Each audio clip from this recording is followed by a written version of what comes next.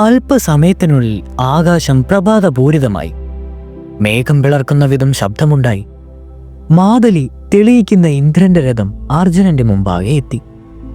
മാതലി തേരിൽ നിന്നിറങ്ങി അർജുനനോട് സമീപം വന്ന് അദ്ദേഹത്തെ വണങ്ങിയിട്ട് ഇങ്ങനെ പറഞ്ഞു: ദേവന്മാർക്ക് അങ്ങയെ നേരിൽ കാണുവാനായി അമരാവതിയിലേക്ക് കൂട്ടിക്കൊണ്ടുപോകുവാൻ ഇന്ദ്രൻ എന്നെ അയച്ചിരിക്കുകയാണ്.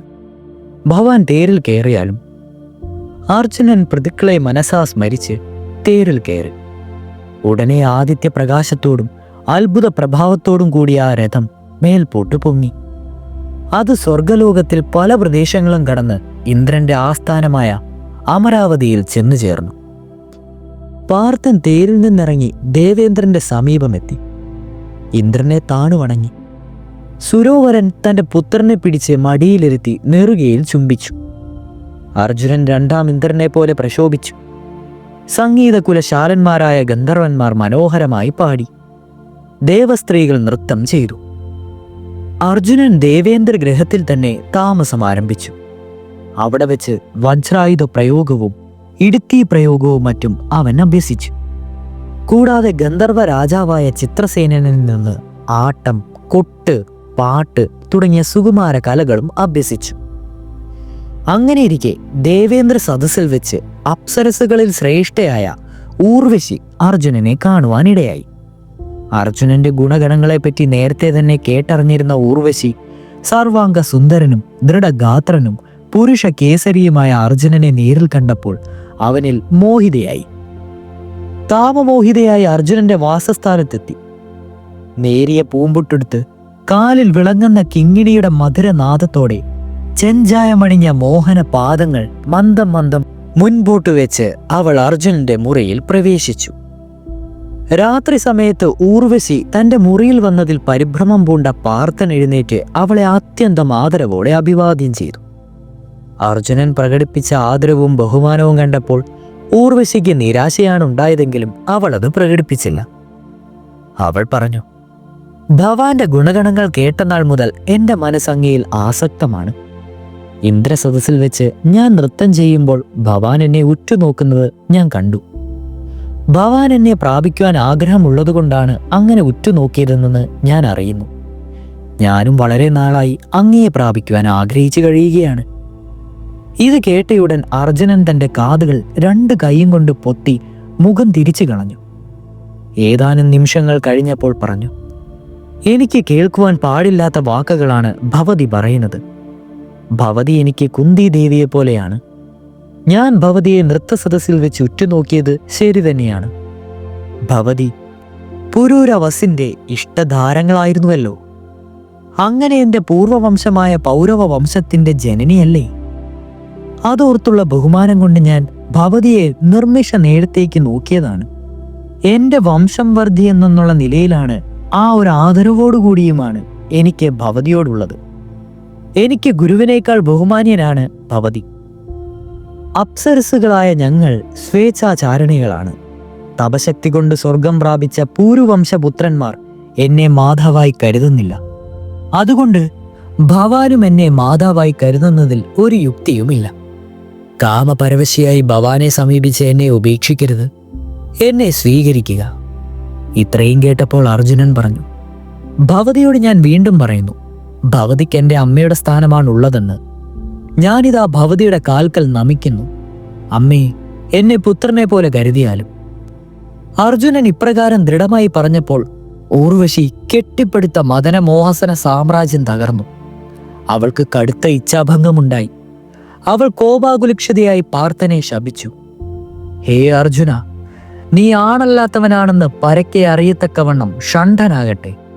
മാനം വെടിഞ്ഞ് സ്ത്രീജന മധ്യത്തിൽ ആടിപ്പാടി നടക്കുന്നവനായി തീരട്ടെ. ഊർവശി ക്രുദ്ധയായി അർജുനന്റെ മുറിയിൽ നിന്ന് ഇറങ്ങിപ്പോയി. അർജുനൻ വിഷണ്ണനായി. അടുത്ത ദിവസം ചിത്രസേനൻ മുഖേന ദേവേന്ദ്രൻ ഈ വിവരം അറിഞ്ഞു. അദ്ദേഹം അർജുനനെ വിളിച്ചു പറഞ്ഞു: അർജുന, നീ ക്ഷമയിലും ആത്മനിയന്ത്രണത്തിലും മഹർഷിമാരെ കൂടി വിജയിച്ചിരിക്കുന്നു. ഊർവശി നിനക്ക് തന്ന ശാപം നിനക്ക് ഉപകാരമായി തീരും.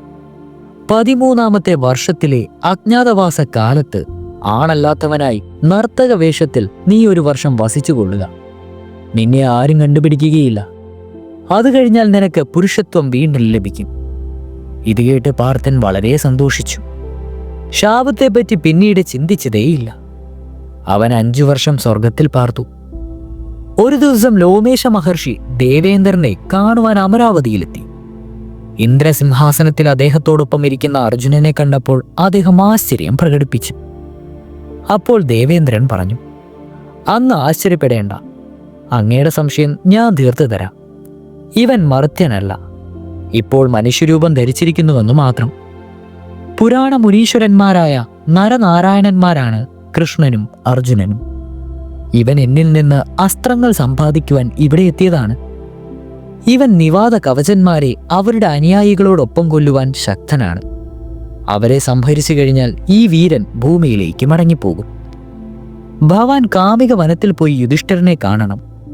അർജുനൻ ഇവിടെ എന്നോടൊപ്പം സസുഖം പാർക്കുന്നുണ്ടെന്നും അധികം താമസിയാതെ അവിടെ എത്തുമെന്നുള്ള വിവരം അദ്ദേഹത്തെ അറിയിക്കാം. യുധിഷ്ഠിരനും സഹോദരന്മാരും പാഞ്ചാലിയോടൊപ്പം പുണ്യതീർത്ഥങ്ങളെല്ലാം സന്ദർശിക്കണമെന്നും അറിയിക്കുക. അവരുടെ തീർത്ഥാടന കാലത്ത് ഭവാൻ അവരെ രക്ഷിക്കുകയും വേണം. അപ്രകാരമാവാമെന്ന് സമ്മതിച്ച് ലോമേശ മഹർഷി കാമികാരണത്തിലേക്ക് പോയി. മഹർഷി പോയി കഴിഞ്ഞപ്പോൾ ദേവേന്ദ്രൻ അർജുനനോട് പറഞ്ഞു, നിവാത കവചന്മാർ കാലകേയന്മാരോടുകൂടി ചേർന്നാണ് ഇന്ദ്രലോകം ആക്രമിക്കുന്നത്. നീ പോയി അവരെ നശിപ്പിക്കണം. നിനക്കതിനുള്ള കഴിവുണ്ട്. അർജുനൻ ഇന്ദ്രന്റെ നിയോഗപ്രകാരം നിവാത കവചന്മാരെയും കാലകേയന്മാരെയും കൊല്ലുവാനായി ദേവേന്ദ്ര തേരാളിയായ മാതിലി തെളിച്ച രഥത്തിൽ കയറിപ്പോയി. കശ്യപ പ്രജാപതിക്ക് ദിതി എന്ന ഭാര്യയിൽ ജനിച്ച സന്തതികളുടെ വംശപരമ്പരയാണ് നിവാത കവചന്മാർ. അദ്ദേഹത്തിന് തന്നെ ദക്ഷപുത്രിയായ കാളിക, അതായത് കാലയിൽ നിന്ന് ജനിച്ച സന്തതികളുടെ വംശപരമ്പരയാണ് കാലകേയന്മാർ. നിവാത കവചന്മാർ മണിമതി എന്ന നഗരിയിലും കാലകേയന്മാർ അതിന് സമീപമുള്ള ഹിരണ്യപുരം എന്ന നഗരിയിലുമാണ് പാർത്തിരുന്നത്. അർജുനൻ ഈ 2 നഗരിയിലും പോയി അസുരന്മാരെ എതിർത്തു. മായായുദ്ധത്തിൽ നിപുണനായിരുന്ന അവർ പല വിധത്തിലുള്ള മായാപ്രയോഗങ്ങൾ നടത്തിയെങ്കിലും അസാമാന്യ പാടവത്തോടുകൂടിയുള്ള അസ്ത്രപ്രയോഗം കൊണ്ട് അർജുനൻ അവരെയെല്ലാം കൊന്നൊടുക്കി. എന്നിട്ട് വിജയശ്രീ ലാളിതനായി പുരന്ദര സന്നിധിയിലെത്തി. അർജുനന്റെ വീരപരാക്രമങ്ങളെപ്പറ്റി മാതലി ഇന്ദ്രനെ വിസ്തരിച്ച് പറഞ്ഞു കേൾപ്പിച്ചു. ഇന്ദ്രൻ പരമസംതൃപ്തനായി. അതിനുശേഷം ഒരു ദിവസം ദേവേന്ദ്രൻ അർജുനന് ദിവ്യമായ ഒരു കവചവും പൊന്മയമായ കിരീടവും രത്നഖിചിതമായ മാലയും ദേവദത്തം എന്ന ശംഖും ദിവ്യാസ്ത്രങ്ങൾ തുടങ്ങിയവയെല്ലാം സമ്മാനമായി കൊടുത്തിട്ട് പറഞ്ഞു, അർജുന, നീ 5 വർഷമായി ഇവിടെ താമസിക്കുന്നു. സർവ്വ ദിവ്യാസ്ത്രങ്ങളും നിനക്ക് ലഭിച്ചു കഴിഞ്ഞു. നിന്റെ സഹോദരന്മാർ നിന്നെ സ്മരിക്കുന്നുണ്ട്. നീ അവരുടെ അടുക്കിലേക്ക് മടങ്ങിപ്പോവുക. അർജുനൻ സഹോദരന്മാരുടെ അടുക്കിലേക്ക് പോകുവാൻ തയ്യാറായി. അങ്ങനെ ദേവേന്ദ്രനോട് വിട പറഞ്ഞ് അവിടെ നിന്ന് പുറപ്പെട്ടു. ആയുധം തേടി തപസ് ചെയ്യാൻ പോയ അർജുനന്റെ വിവരമൊന്നും അറിയാതെ ആകാംക്ഷരായി യുധിഷ്ഠിരനും സഹോദരനും പാഞ്ചാലിയും കഴിഞ്ഞുകൂടുന്ന കാലത്ത് ഒരു ദിവസം മഹാകീർത്തിമാനായ ബൃഹദശ്വ മഹർഷി പാണ്ഡവരുടെ സങ്കേതത്തിൽ വന്നു. മുനിശ്രേഷ്ഠനെ യഥാവിധി പൂജിച്ച് സൽക്കരിച്ചിട്ട് അദ്ദേഹത്തോട് തന്റെ ദുരവസ്ഥയെപ്പറ്റി യുധിഷ്ഠിരൻ വിലപിച്ചു. അദ്ദേഹം ചോദിച്ചു, എന്നെപ്പോലെ നിർഭാഗ്യവനായ രാജാവ് ലോകത്തിൽ എവിടെയെങ്കിലും ഉണ്ടായിട്ടുള്ളതായി അങ്ങ് കാണുകയോ കേൾക്കുകയോ ചെയ്തിട്ടുണ്ടോ? മഹർഷി മറുപടി പറഞ്ഞു, യുധിഷ്ഠിര, നിന്നെപ്പോലെ നിർഭാഗ്യവനായ ആരും തന്നെ ഉണ്ടായിട്ടില്ലെന്ന് കരുതുന്നത് ശരിയല്ല. നിന്നേക്കാൾ ഭാഗ്യഹീനനായ ഒരു രാജാവിനെപ്പറ്റി ഞാൻ പറയാം. അദ്ദേഹം അനുഭവിച്ച ദുഃഖത്തിന്റെ എത്രയോ ചെറിയൊരംശം മാത്രമാണ് നീ അനുഭവിക്കുന്നത്. തങ്ങളെക്കാൾ ദുഃഖം അനുഭവിച്ച രാജാവിന്റെ കഥ കേൾക്കുവാൻ എല്ലാവരും തയ്യാറായി. മഹർഷി കഥ പറയുവാൻ തുടങ്ങി. നിഷധ രാജാവായ വീരസേനന് നളൻ എന്നൊരു പുത്രനുണ്ടായിരുന്നു.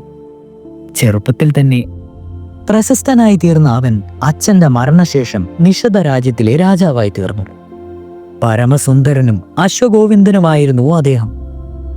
അനേകം രാജാക്കന്മാരെ അവൻ കീഴടക്കി. അവരിൽ നിന്ന് കപ്പം വാങ്ങുകയും പ്രജാക്ഷേമ കൽപ്പരണം എന്ന രീതിയിൽ കീർത്തി സമ്പാദിക്കുകയും ചെയ്തു. അക്കാലത്ത് എല്ലാ രംഗത്തും വിസ്തൃതനും വീരപരാക്രമനുമായ ഭീമരാജാവായിരുന്നു വിദർഭ രാജ്യം ഭരിച്ചിരുന്നത്. അദ്ദേഹത്തിന് ദമൻ, ദാന്തൻ, ദമനൻ എന്നു 3 പുത്രന്മാരും ദമയന്തി എന്നൊരു പുത്രിയും ഉണ്ടായിരുന്നു. പുത്രന്മാർ സൽഗുണ സമ്പന്നരും ധീരയോദ്ധാക്കളുമായിരുന്നു. ദമയന്തിയാവട്ടെ സുന്ദരിയും സുശീലയുമായിരുന്നു. അവളുടെ സൗന്ദര്യത്തിന്റെ കീർത്തിത ധവളിമ പാരിലാകെ പരന്നു. ദേവന്മാർ പോലും അവളുടെ അനിർവചനീയമായ മേനിയഴകിൽ ആകൃഷ്ടരായിരുന്നു. നളൻ ദമയന്തിയെപ്പറ്റി കേട്ടറിഞ്ഞപ്പോൾ മുതൽ അവളിൽ അനുരക്തനായി. അതുപോലെ തന്നെ നളനെപ്പറ്റിയും അദ്ദേഹത്തിന്റെ സ്വഭാവ മഹിമകളെപ്പറ്റിയും തോഴിമാരിൽ കൂടിയും മറ്റും അറിവാനിടയായ ദമയന്തി അദ്ദേഹത്തെ തന്റെ ഭർത്താവായി ലഭിക്കണമെന്ന് ആഗ്രഹിച്ചു. ഒരു ദിവസം നളൻ കൊട്ടാരത്തിലുള്ള ഉദ്യാനത്തിൽ ഉലാത്തിക്കൊണ്ടിരിക്കുമ്പോൾ ഒരു പറ്റം അരയന്നങ്ങളെ കാണുകയുണ്ടായി. അദ്ദേഹം പതുങ്ങി പതുങ്ങി ശബ്ദമുണ്ടാക്കാതെ മെല്ലെ നടന്നു ചെന്ന് അതിലൊരെണ്ണത്തിനെ പിടികൂടി. അപ്പോഴത് മനുഷ്യസ്വരത്തിൽ അദ്ദേഹത്തോട് പറഞ്ഞു, രാജാവേ, എന്നെ ഉപദ്രവിക്കാതെ സ്വാതന്ത്ര്യമായി വിട്ടാൽ ഞാൻ അങ്ങേക്ക് പ്രിയമായ ഒരു കാര്യം ചെയ്യാം. അങ്ങ് ദമയന്തിയിൽ അനുരക്തനാണല്ലോ. ഞാൻ അവളുടെ അടുക്കൽ പോയി അങ്ങയെപ്പറ്റി സ്തുതിച്ചു പറയുകയും അങ്ങയുടെ മനോഗതം അവളെ അറിയിക്കുകയും ചെയ്യാം. നളൻ ഹംസത്തിനെ വിട്ടു. ഹംസങ്ങൾ വിദർഭയിലേക്ക് പറന്നു. ദമയന്തിയുടെ അന്തഃപുരത്തിന് സമീപമുള്ള ഉദ്യാനത്തിലെത്തി. അപ്പോൾ ദമയന്തി സഖിമാരോടുകൂടി ഉദ്യാനത്തിൽ ലീലകളാടി രസിച്ചുകൊണ്ടിരിക്കുകയായിരുന്നു. ഈ പക്ഷികളെ കണ്ടപ്പോൾ അവൾക്കവയിൽ ഒരു കൗതുകം ജനിച്ചു. നളന്റെ ദൗത്യവുമായി പോയിരുന്ന ഹംസം അവളുടെ അടുത്തെത്തി. ദമയന്തി അതിനെ പിടിക്കുവാൻ ശ്രമിച്ചു. എന്നാൽ പിടികൊടുക്കാതെ അത് അവളെ സഖിമാരിൽ നിന്നും കുറച്ചു ദൂരം അകറ്റിക്കൊണ്ടേ പോയി. അവൾ ഒറ്റയ്ക്കായപ്പോൾ അരയന്നം പറഞ്ഞു, ഭവതി നരോത്തമനായ നളനെപ്പറ്റി കേട്ടിട്ടുണ്ടോ? അദ്ദേഹം മന്മഥ സദൃശ്യനാണ്. ഇത്രമാത്രം രൂപഗുണവും സ്വഭാവഗുണവുമുള്ള ഒരാൾ മനുഷ്യരിലും ദേവന്മാരിലും കാണുകയില്ല. അവൻ ഭവതിക്ക് അനുരൂപനായ കാന്തനായിരിക്കും. ഭവതി അവന് ഏറ്റവും യോജിച്ച ഭാമിനിയുമായിരിക്കും. നേരത്തെ തന്നെ നളനെ നനച്ചുകൊണ്ടിരുന്ന ദമയന്തിയുടെ അനുരാഗഗാഥയിലേക്ക് ഹിംസം ചുരിഞ്ഞ മധുരവാക്കുകൾ നീ ചൊരിയുന്നത് പോലെ ആക്കി തീർന്നു. അവളുടെ ശരീരം കോരിത്തിരിച്ചു.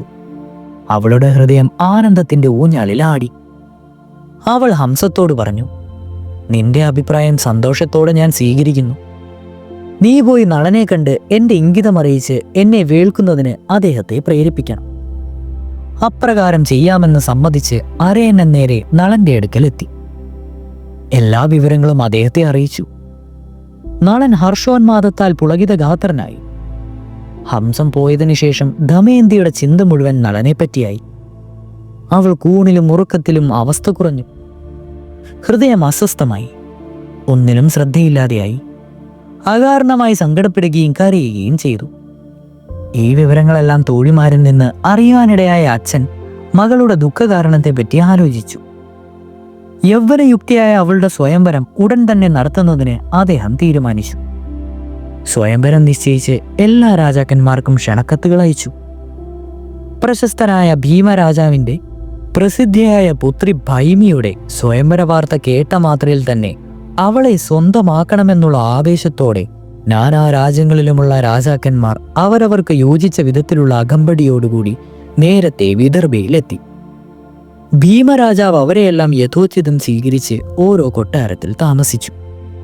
ഈ അവസരത്തിൽ നാരദ മഹർഷി ദേവേന്ദ്രനെ സന്ദർശിക്കുകയുണ്ടായി. ലോകത്തിലെ വിശേഷങ്ങളെപ്പറ്റി പറഞ്ഞ കൂട്ടത്തിൽ ദമയന്തിയെപ്പറ്റിയും അവളുടെ സ്വയംവരം നടക്കുവാൻ പോകുന്നതിനെപ്പറ്റിയും സവിസ്തരം ഇന്ദ്രനോട് പറഞ്ഞു. തത്സമയം യമനും വരുണനും അഗ്നിയും ഇന്ദ്രസദസ്സിൽ ഉണ്ടായിരുന്നു. നാരദന്റെ വിവരണങ്ങളെല്ലാം അവരും കേട്ടു. സുരസുന്ദരിമാരെ തോൽപ്പിക്കുന്ന ദമയന്തിയെ കിട്ടിയാൽ കൊള്ളാമെന്ന് ലോകപാലകന്മാരായ ദേവന്മാർ ഓരോരുത്തരും മോഹിച്ചു. അവർ ദമയന്തിയുടെ സ്വയംവരത്തിൽ പങ്കെടുക്കുന്നതിന് തീരുമാനിച്ചു. എന്നിട്ട് ഭൂമിയിലേക്ക് പോവുകയും ചെയ്തു. ദമയന്തി തന്നിൽ അനുരക്തനാണെന്ന് ഹംസം മുഖേന അറിഞ്ഞിരുന്ന നളന് സ്വയംവരത്തിൽ അവൾ തന്നെ വരിക്കുമെന്ന് ഉറപ്പുണ്ടായിരുന്നു. അതുകൊണ്ട് മറ്റു രാജാക്കന്മാർക്കുണ്ടായിരുന്ന ഉത്കണ്ഠയോ പരിഭ്രമമോ ഒന്നും നളനുണ്ടായിരുന്നില്ല. അദ്ദേഹം സന്ദേശത്തോടെ സമാധാന ചിത്തനായി വിദർഭയിലേക്ക് പുറപ്പെട്ടു. വഴിയിൽ വെച്ച് നളൻ ദേവന്മാരെ കണ്ടുമുട്ടി. അവർ നളനോട് പറഞ്ഞു, അല്ലയോ നിഷധ മഹാരാജാവേ, അങ്ങ് ഞങ്ങളുടെ ദൂതനായി ഞങ്ങളെ സഹായിക്കണം. എന്തു തന്നെയായാലും ഒരു ദൗത്യം നിർവഹിക്കുന്നതിൽ അപാകതയൊന്നുമില്ലെന്ന് തോന്നിയ നളൻ അപ്രകാരം ആവാമെന്ന് അവർക്ക് വാക്കുകൊടുത്തു. അദ്ദേഹം ചോദിച്ചു, നിങ്ങൾ ആരാണ്? ഞാൻ എന്ത് ദൗത്യമാണ് ചെയ്യേണ്ടത്? ഇന്ദ്രൻ പറഞ്ഞു, ഞങ്ങൾ ദേവന്മാരാണ്. ഞാൻ ദേവേന്ദ്രനാണ്. അഗ്നി, യമൻ, വരുണൻ എന്നിവരാണ് മറ്റു 3 പേർ. ഞങ്ങൾ ദമയന്തിയുടെ സ്വയംവരത്തിന് വന്നതാണ്. ഞങ്ങൾ സ്വയംവരത്തിന് വന്നിട്ടുണ്ടെന്നും ഭവാൻ ദമയന്തിയെ അറിയിക്കണം. നളൻ പറഞ്ഞു, ഞാനും അതേ കാര്യത്തിന് തന്നെ പോവുകയാണ്. ആ നിലയ്ക്ക് നിങ്ങളിൽ ഒരാളെ വരിക്കണമെന്ന് എങ്ങനെയാണ് ഞാൻ ദമയന്തിയോട് പറയുന്നത്? ഇന്ദ്രൻ പറഞ്ഞു, നിങ്ങൾ ദൗത്യം വഹിക്കാമെന്ന് ഞങ്ങൾക്ക് വാക്ക് തന്നതാണ്. വാക്കു പാലിക്കണം. നളൻ വൈതർണയിലായി. വാക്കു പാലിക്കേണ്ടത് ആവശ്യമാണ്, ഒഴിയുവാൻ നിവൃത്തിയില്ല. നളൻ ആലോചിച്ചിട്ട് പറഞ്ഞു, എല്ലാ ഭാഗത്തും കാവൽക്കാർ നിൽക്കുന്നതായ അന്തഃപുരത്തിൽ ഞാൻ എങ്ങനെ കടന്നുകൂടും? ഇന്ദ്രൻ പറഞ്ഞു, അതു പ്രശ്നമല്ല. കാവൽക്കാർ ഭവാനെ കാണുകയില്ല. നിങ്ങൾക്ക് നിഷ്പ്രയാസം അകത്ത് കടക്കുവാനാവുന്നതേ ഉള്ളൂ. നളൻ മനസ്സില്ലാ മനസ്സോടെ ദമയന്തിയുടെ അന്തഃപുരത്തിലേക്ക് നടന്നു. നളനെ കാവൽക്കാർ കാണുവാൻ കഴിഞ്ഞില്ല. അവൻ ദമയന്തിയുടെ സമീപത്തെത്തി. മനസ്സിൽ മാത്രം താൻ താലോലിച്ചിരുന്ന തന്റെ മാനസ റാണിയെ നേരിൽ കണ്ടപ്പോൾ നളന്റെ ഹൃദയസ്പന്ദനത്തിന്റെ വേഗത കൂടി. ഇത്രത്തോളം ലാവണ്യവതിയായ തന്റെ ആരാധ്യ ദേവതയെന്നറിഞ്ഞപ്പോൾ അവളെ സ്വന്തമാക്കണമെന്നുള്ള ആഗ്രഹം വർദ്ധിച്ചു. എന്നാൽ ദേവന്മാരോട് ചെയ്ത പ്രതിജ്ഞ അദ്ദേഹത്തെ കർത്തവ്യോന്മുഖനാക്കി. അദ്ദേഹം തന്റെ മനസ്സ് നിയന്ത്രിച്ചു. നളനെ നേരിട്ട് കണ്ടിട്ടില്ലെങ്കിലും തന്റെ മനസ്സിൽ ധ്യാനിച്ചിരുന്ന നളനാണ് മുന്നിൽ നിൽക്കുന്നതെന്ന തോന്നൽ ദമയന്തിക്കുണ്ടായി. അവൾ പരിഭ്രമിച്ചെഴുന്നേറ്റു.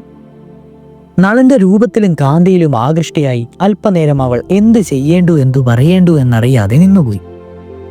പിന്നീട് പരിസരബോധമുണ്ടായപ്പോൾ ചോദിച്ചു, ഭവാൻ ആരാണ്? കാന്തിമാനായ അങ്ങ് ദേവനാണോ, ഗന്ധർവനാണോ, യക്ഷനാണോ? ആരാണെന്ന് പറയുക. ചുറ്റും കാവൽക്കാർ നിൽക്കുന്ന ഈ അന്തഃപുരത്തിൽ നിർഭയനായി കടന്നു വരുവാൻ കഴിഞ്ഞ വീരനായ ഭവാൻ ആരാണെന്ന് പറഞ്ഞാലും. നളൻ പറഞ്ഞു, സൗന്ദര്യരത്നമേ, ഞാൻ നളനാണ്.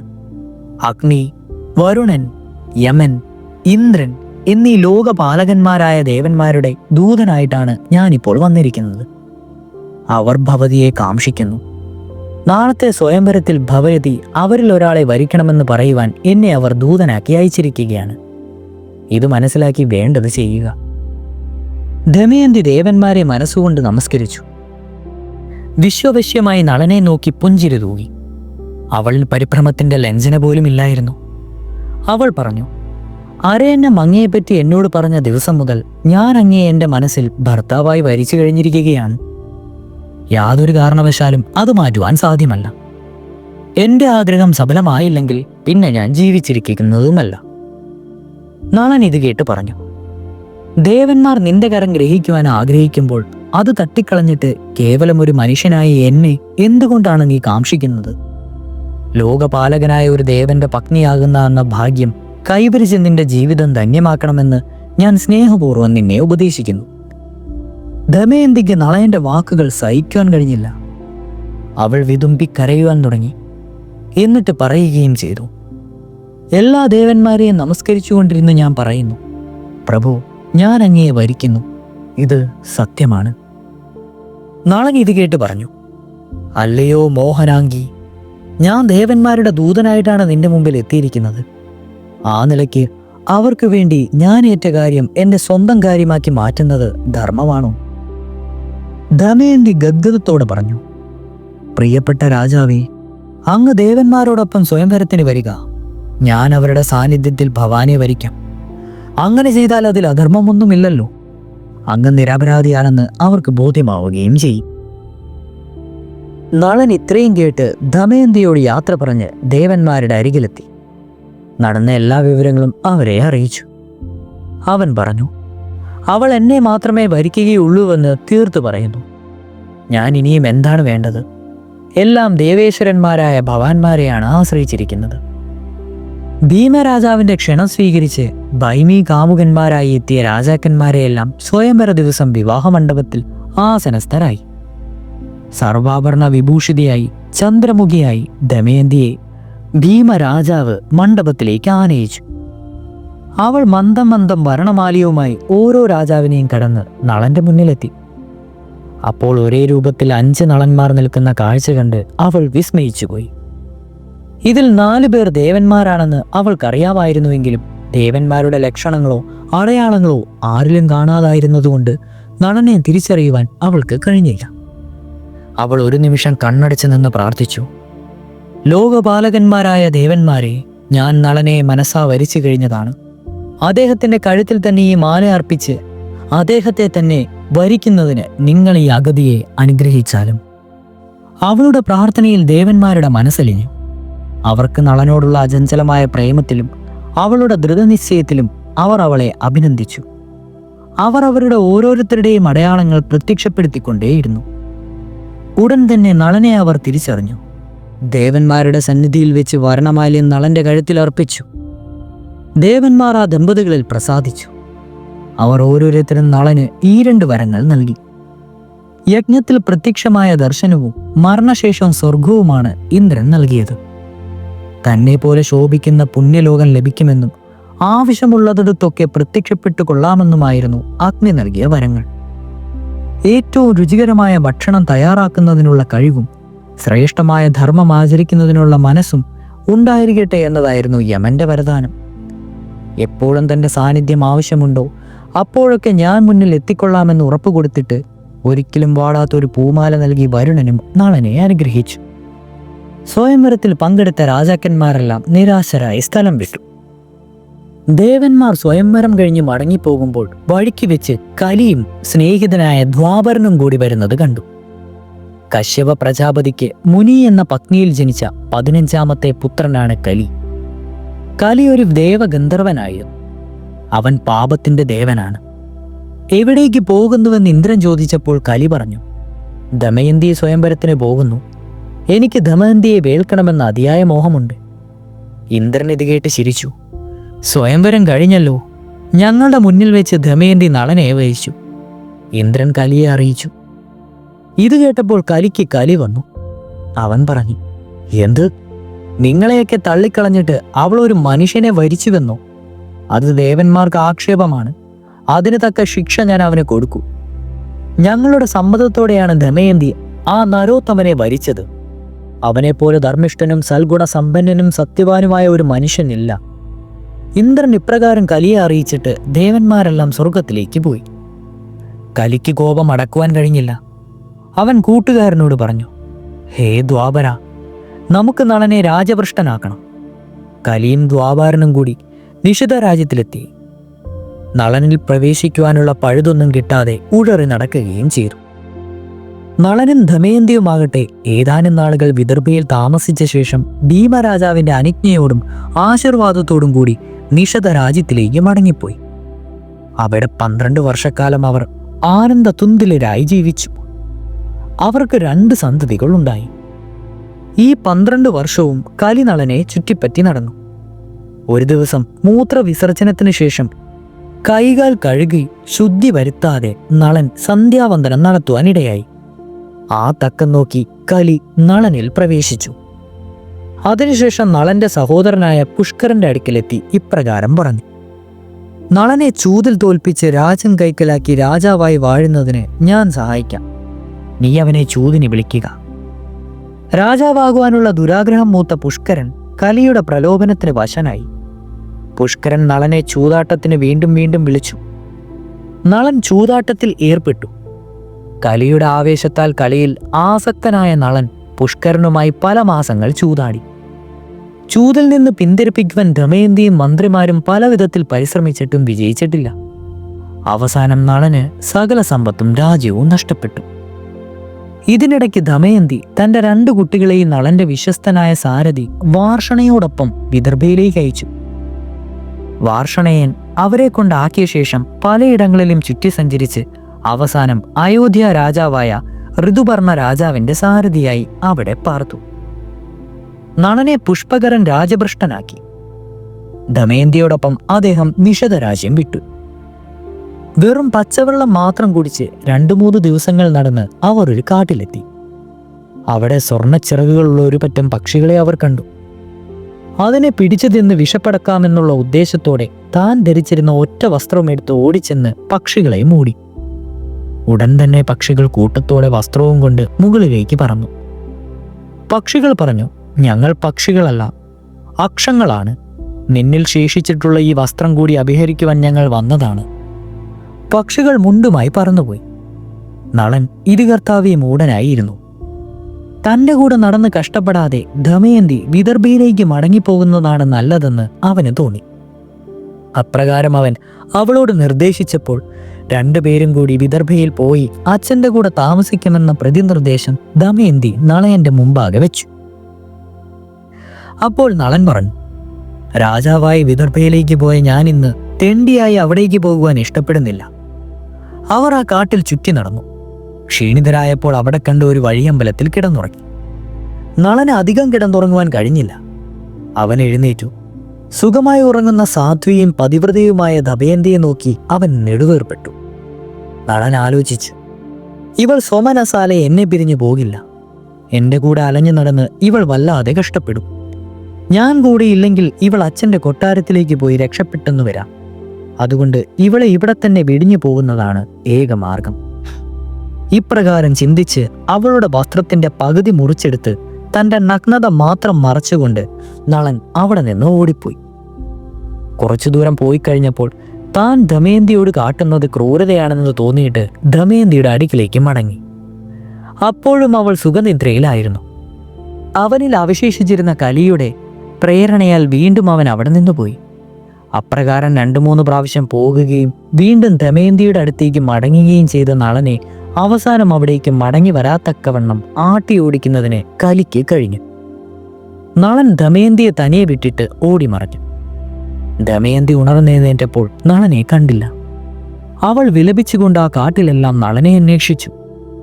അങ്ങനെ ഓടി നടക്കവേ ഒരു പെരുമ്പാമ്പിന്റെ വായിലകപ്പെട്ടു. തത്സമയം അവിടെ എത്തിയ ഒരു വേടൻ പെരുമ്പാമ്പിനെ കൊന്ന് അവളെ മരണവ്രക്തത്തിൽ നിന്ന് രക്ഷിച്ചു. സുന്ദരിയായ ദമയന്തിയെ കണ്ട് കാട്ടാളൻ കാമതുരനായി. അവൻ അവളെ പ്രാപിക്കുവാനുള്ള ഉദ്ദേശത്തോടെ അവളോടടുത്തു. അവന്റെ ഇംഗിതം മനസ്സിലാക്കിയ ദമയന്തി കോപം കൊണ്ട് വിറച്ചു. അവളുടെ കണ്ണുകളിൽ നിന്ന് തീപ്പൊരി മാറി. അവൾ പറഞ്ഞു, നൈഷാദിനൊഴികെ മറ്റൊരാളെ ഞാൻ സ്മരിക്കുക പോലും ചെയ്തിട്ടില്ല എങ്കിൽ എൻ്റെ പാതിവൃത്യത്തിന് ശക്തിയുണ്ടെങ്കിൽ ഈ കാട്ടാളൻ ദഹിച്ചു പോകട്ടെ. ദമയന്തിയുടെ ശാപത്തിനിരയായ ക്ഷുദ്രനായ കാട്ടാളൻ ഇടിവേറ്റേറ്റ വൃക്ഷം കണക്കെ ദഹിച്ചു വീണു. അവൾ ലക്ഷ്യമില്ലാതെ രാജാവേ രാജാവേ എന്ന് വിളിച്ചുകൊണ്ട് അലഞ്ഞു നടന്നു. അപ്പോൾ ഒരു വ്രാക്രം അവിടെ നിൽക്കുന്നത് കണ്ടു. തൻ്റെ ജീവൻ ഒടുക്കി കഷ്ടപ്പാടിൽ നിന്ന് മോചിക്കണമെന്നുള്ള പ്രതീക്ഷയോടെ അവൾ കൂസൽ കൂടാതെ വ്രാക്രത്തിന്റെ മുന്നിലേക്ക് ചെന്നു.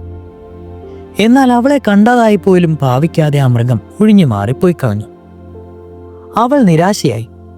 അവൾക്ക് ഭയമോ പരിഭ്രമമോ അശേഷമില്ലായിരുന്നു. 2-3 ദിവസം ആഹാരമൊന്നുമില്ലാതെ അവൾ ആ വനത്തിൽ ചുറ്റിക്കറങ്ങി. അവസാനം ഒരു തപോവനത്തിൽ എത്തിച്ചേർന്നു. അവിടെ മഹാതപസികളായ അനേകം മഹർഷിമാരെ കണ്ടു. അവൾ നളനെപ്പറ്റി തിരക്കി. ദമയന്തി ചോദിച്ചു, മഹാശയന്മാരായ താപസോന്മത്തന്മാരെ, ഞാൻ നളമഹാരാജാവിന്റെ ഭഗ്നിയായ ദമയന്തിയാണ്. രാജഭ്രഷ്ടരായ ഞങ്ങൾ ഈ കാട്ടിലെത്തിയതാണ്. ഇവിടെ വെച്ച് ഞാൻ ഒറ്റയ്ക്കായി. ഞാൻ അദ്ദേഹത്തെ തേടി നടക്കുകയാണ്. അദ്ദേഹത്തെ കണ്ടു കിട്ടുന്നില്ലെങ്കിൽ പിന്നെ എനിക്ക് ജീവിച്ചിരിക്കുവാൻ ആഗ്രഹമില്ല.